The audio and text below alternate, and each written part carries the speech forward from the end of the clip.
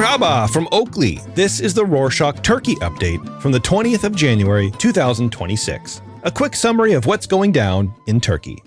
On Thursday the 15th, Hakan Fidan, the foreign minister, outlined Turkey's position on the unrest in Iran, firmly opposing any foreign military intervention. Fidan said Turkey sees regional stability as a priority and believes Iran must address its internal challenges without outside force.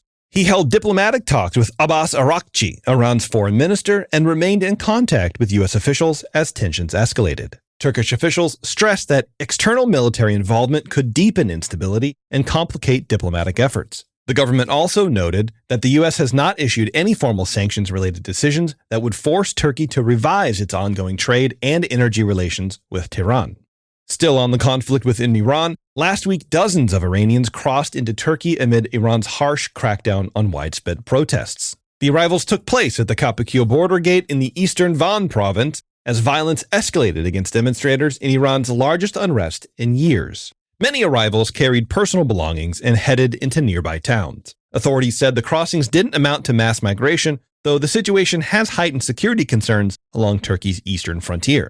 Speaking of regional tension, on Sunday the 18th, President Erdoğan spoke on the phone with Ahmad al-Shara, the Syrian leader, and said eliminating terrorism from all of Syria was essential for both regional stability and Syria's future. Erdoğan said Turkey would increase the support for Syria in counterterrorism efforts and back the country's territorial integrity and unity. The call came days after the Syrian government announced a ceasefire and integration deal with the Syrian Democratic Forces, or SDF, a U.S.-backed group active in northern and eastern Syria. Under the agreement, the SDF will hand control of key provinces and resources to the state, while vetted fighters join the army or the police. Turkey welcomed the deal, calling it a rare opportunity for stability, reconstruction, and regional calm.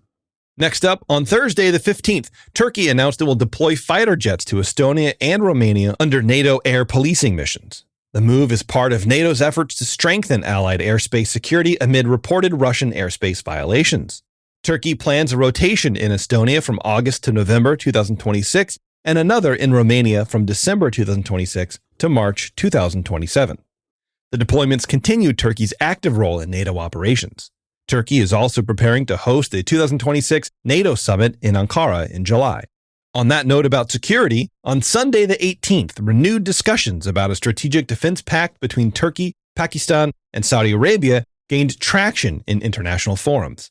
Reports suggested that the countries are exploring a formal alliance structured somewhat like NATO, in which an attack on one member of the organization would be considered an attack on all. The proposed pact reflects shifting security dynamics among key Muslim-majority states and marks a significant potential step in regional cooperation beyond traditional Western alliances. On Wednesday the 14th, a street fight between two groups, including children, ended with the fatal stabbing of Atlas Çağlayan, a 17-year-old boy, after an argument that reportedly began over a hostile look. The police said a 15-year-old boy stabbed Çağlayan in the chest. Officers arrested the suspect at the scene, while paramedics rushed Çağlayan to the hospital, where he later died. The killing triggered a strong public reaction, with anger spreading on social media over youth violence, knife access, and the young ages involved. Many users linked the case to earlier deaths of teenagers, including Ahmet Menguzi, saying repeated incidents show a wider problem. Calls grew for stricter controls and better protection for children. Police later detained people accused of posting provocative messages and threatening the family of the deceased. Cybercrime investigations raised the total number of detainees to 6.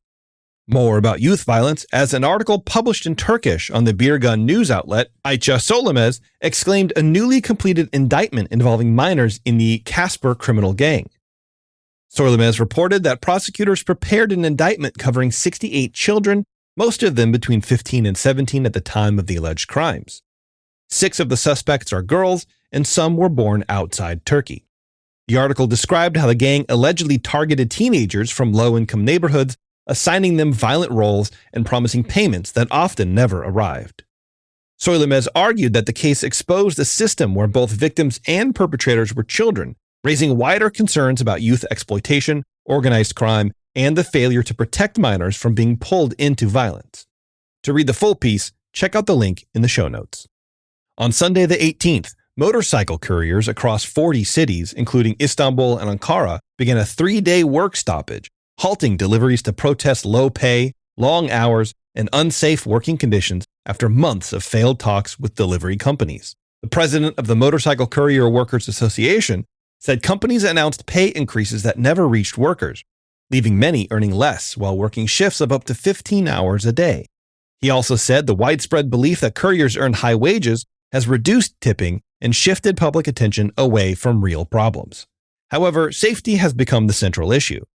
Association figures show 58 couriers died in 2024 and 68 in 2025. Most were around 25 years old, turning the protest into a warning about lives being lost, not just income. In other news, on Monday the 19th, the Parliament sent presidential motions seeking to lift legislative immunity for several opposition lawmakers to the Joint Committee, made up of members of the Constitution and Justice Commissions. The files cover a broad political spectrum and include Özgür Özel, the head of the main opposition, the Republican People's Party, or CHP, the party's parliamentary group deputy chair, and lawmakers from the CHP, the Good Party, the People's Equality and Democracy Party, and the Workers' Party of Turkey. On Tuesday the 20th, residents in the southern city of Adana stepped up protests against the Housing Development Administration of Turkey, or TOKİ, saying a promised housing project has left them stuck with rising costs and unpaid homes. People living in the Uriye district said that they gave up their old houses in 2021 for a renewal project that was supposed to finish in about 18 months. TOKİ officials had told them that they would only start paying after they moved into their new homes and that they would get rent support in the meantime. 4 years later, those apartments are still unfinished. Rent help falls far below real rents, and residents say that debts have ballooned to roughly 5 times what they originally signed for. With money tight, families called for debt relief and direct talks with officials. Also on Tuesday the 20th, the country's Statistics Authority reported that home sales rose sharply last year, showing signs of renewed demand in the housing market. Reports show that total home sales in December 2025 climbed nearly 20% compared to December 2024, reaching over 250,000 units. For the full January-December 2025 period, sales rose about 14% to almost 1.7 million homes compared to the previous year.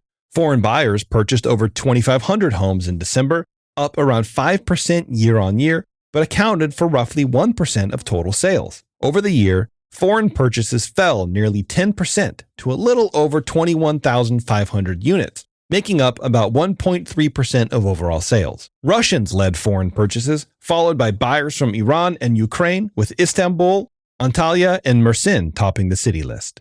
Finally, on Monday the 19th, President Erdoğan approved the second phase of a long-term strategy targeting the Roma community, an ethnic group within Turkey. Roma communities often face lower access to education, higher unemployment, insecure housing, and discrimination in daily life. Many work in informal jobs such as seasonal labor, recycling, or street vending, which limits stable income and social security.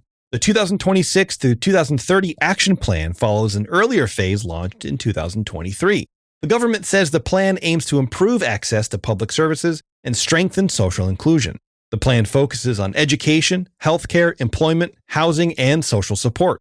The Ministry of Family and Social Services will coordinate the program, with other ministries involved and provincial governors responsible for local implementation. And that's it for this week. Thank you for joining us. Remember that we sell very cool t-shirts. Check them out with a link in the show notes.